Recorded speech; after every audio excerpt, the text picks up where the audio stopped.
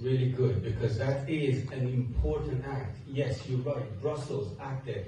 Sweden is flirting with the idea of releasing another terrorist and exchanging with some of other so-called, they said, dual national. So there is a question for our MPs, how can we stop these hostage takings with Iran and stopping the governments within European Parliament to go along with this demand and exchanging the terrorists and criminals with the Iranian regime, but going into a deal with the terrorist regime? Any thoughts? I'm not just putting in there, but I'm just wondering if you guys have any thoughts. I don't want to speak too much because but, well, I mean, this is of course a rather delicate topic, and we have dealt with it also in the European Parliament, because at some point I had a resolution on the agenda of the European Parliament concerning the case of Tomai Salehin and the other artist, and there was also this name of this Irish Iranian person. And that was a mistake, not my mistake, because it was put by some others, added to that list. Then the whole resolution was taken off the agenda, of course, because if the family doesn't want it to be mentioned in the European Parliament or included in the resolution, we will respect that. But that also went at the cost of the other two people. And in the same line of thinking, I think, of course, the wishes of the family are important. But I have spoken to the wife of Mr. Jalali quite recently, and she said to me that she would not want us to negotiate with the Irish regime, which is brave and which is just as brave as what Ghazel Sharmat said tonight. So this is something not to take lightly, because it's not it's delicate, because there's also families involved of people.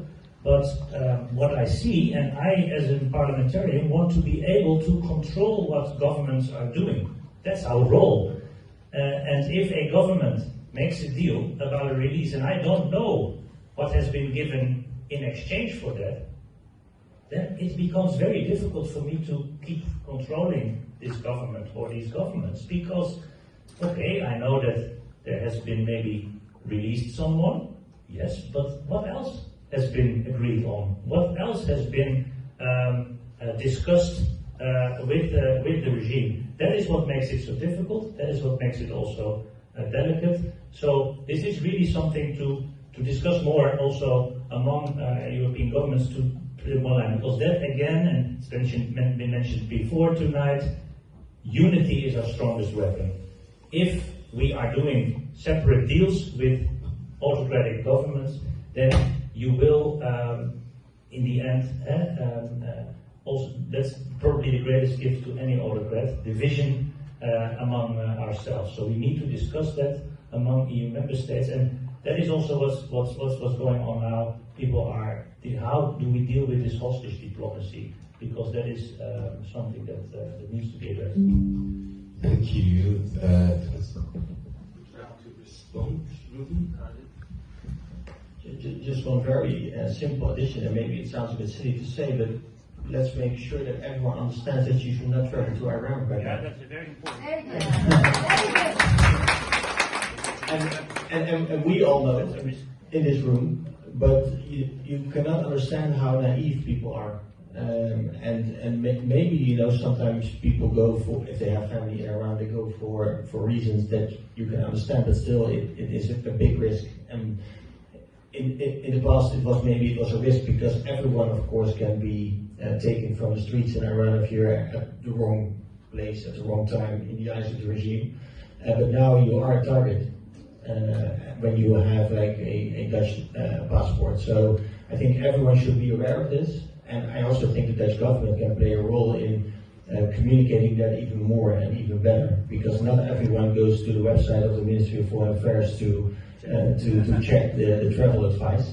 So let's make sure also through the communities and everyone, that everyone knows that if you go to Iran now with a Western passport, then you are a target for the regime. So don't go there. And I want to come back to Shiva. What do you think CFPPI and European and Canadian and US government do in order to stop this hostage taking? Okay, where do I start? I would like to also comment on what the other panelists said. So I think going back to IRGC, if you go to Iran and ask a little kid who is IRGC, Sepah Pastaran, he or she will know, will tell you, because IRGC's footprint is everywhere, literally everywhere. If you're not a protester and you're just going about your business, they're gonna come and confiscate your store or your property if they have benefit in that. So there are lots of documentation about IRGC. There is no question, and it's really interesting that these governments, they all know. In London, they threatened the TV channel, Iran International, which I think the reporter is here as well. And the MI5 told them that we cannot protect you because there's been a threat on your journalists. And I know I passed by their office and they have all their security there from the police.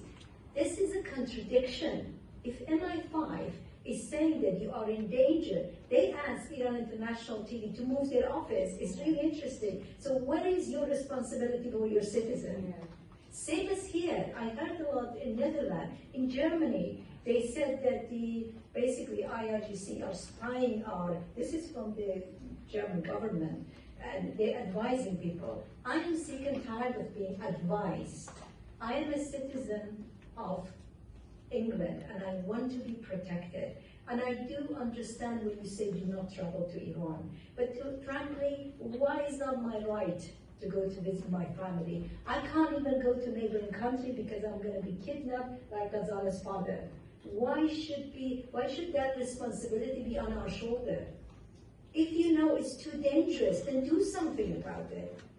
And legality, I understand that.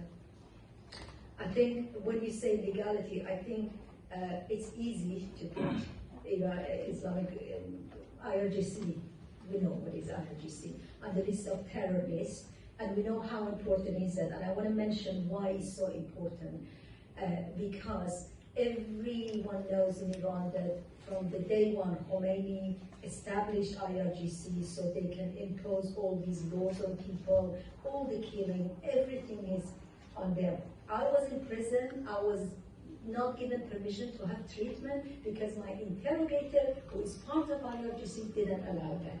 Everything has to do with it. They are the heart of the Islamic religion. That's why we are insisting on that. And to me, the reason they don't put them on the list of terror, because, I mean, unofficially they said that this government said that because IRGC is the main force of the Islamic regime, if we put them on the list of terror, then what are we going to do with the embassy? What are we going to do with they're going to be questioned.